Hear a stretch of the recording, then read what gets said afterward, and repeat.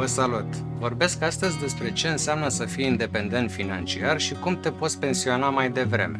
Dar hai mai întâi să vedem ce se întâmplă în prezent. Sunt Cătălin Iamandi și voi face o scurtă analiză valabilă pe 22 decembrie 2023, înaintea deschiderii pieței de capital din SUA.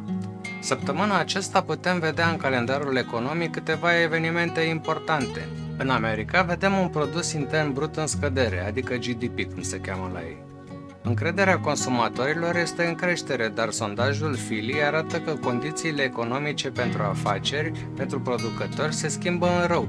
Rata dobânzilor de politică monetară rămâne deocamdată în SUA 5,5%, în zona euro 4,5% și în România 7%.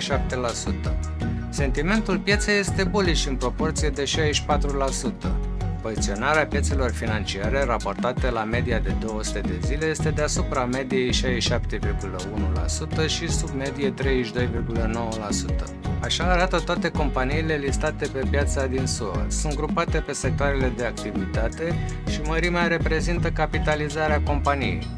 Indicele VIX la 9 zile nu anticipează evenimente negative pe următoarea săptămână, fiind la un nivel scăzut.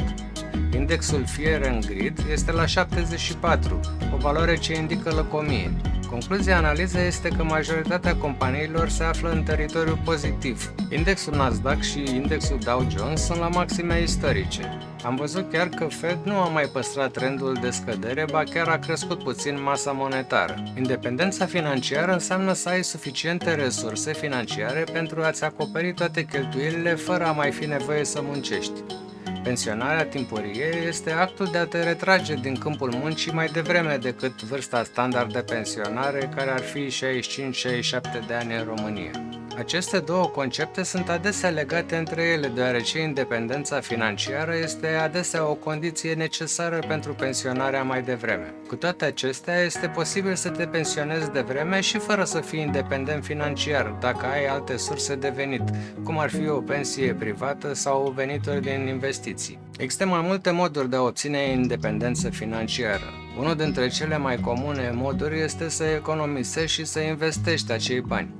Cu cât începi să economisești mai devreme, cu atât vei avea mai mult timp pentru ca banii tăi să crească în valoare. Pentru a economisi bani, este important să stabilești un buget și să te ții de el. De asemenea, este important să găsești modalități de a reduce cheltuielile, cum ar fi gătitul acasă în loc să mănânci la restaurante, renunțarea la abonamente pe care nu le folosești și renegocierea contractelor de servicii.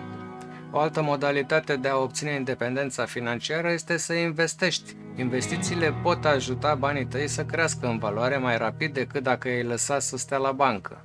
Există multe tipuri de investiții, așa că este important să faci cercetări pentru a găsi cele care sunt potrivite pentru tine. Pentru a te pensiona devreme, trebuie să ai suficienți bani pentru a-ți acoperi toate cheltuielile.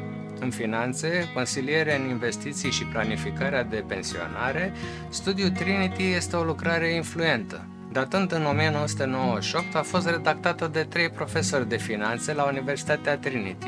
Este un studiu care încearcă să determine ratele sigure de retragere din portofoliile de pensionare, care conțin acțiuni și astfel cresc sau se micșorează neregulat în timp. O regulă generală este să ai economie echivalente cu 25-30 de ori cheltuielile anuale. De exemplu, dacă cheltuielile tale anuale sunt de 10.000 de euro, vei avea nevoie de economii de 250-300.000 de euro pentru a te pensiona mai devreme, așa susține studiul Trinity. Desigur, această sumă poate varia în funcție de stilul tău de viață. Dacă vrei să călătorești mai mult după pensionare, vei avea nevoie de mai mulți bani. Dacă ești dispus să trăiești mai modest, vei avea nevoie de mai puțini bani. De asemenea, este important să iei în considerare faptul că costurile de trai vor crește pe măsură ce îmbătrânești. Prin urmare, este recomandat să ai economii suplimentare pentru a acoperi aceste creșteri de cost. Dacă devii independent financiar și te pensionezi mai devreme, ai mai mult timp pentru a te bucura de viață și ai mai mult control asupra vieții tale. De asemenea, pensionarea mai devreme te poate ajuta să eviți stresul și presiunea de a munci într-un mediu profesional care nu îți mai place. Cu toate acestea, există și câteva dezavantaje de luat în considerare. Poate fi dificil să obții independența financiară și să te pensionezi mai devreme. Este greu ca să te adaptezi la o viață cu mai puține venituri. poate fi dificil să-ți găsești un scop în viață după ce te pensionezi. De exemplu, dacă ești obișnuit să câștigi mai mulți bani, poate fi dificil să te adaptezi la o viață cu mai puține venituri.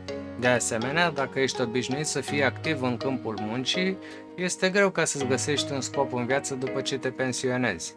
În concluzie, independența financiară și pensionarea mai devreme sunt obiective care pot fi atinse prin planificare și perseverență. Conceptul se reduce la a avea un venit pasiv, un stil de viață minimalist și investiții. Aștept cu interes comentariile voastre. Sunteți independenți financiar? Voi continua să postez relatări pentru playlistul de finanțe pe care vă invit să le vedeți dacă doriți să performați în acest domeniu și să deveniți independenți financiar.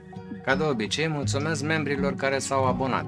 Apăsați butonul de like dacă ați aflat măcar o informație relevantă și trimiteți acest videoclip persoanelor care ar putea fi interesate de a deveni independenți financiar. Activați clopoțelul pentru a fi notificați atunci când postez un episod nou. Mulțumesc frumos că ați rămas până la finalul videoclipului și vă rog să vă abonați dacă nu ați făcut-o deja. Ne vedem în următorul episod. O zi plăcută!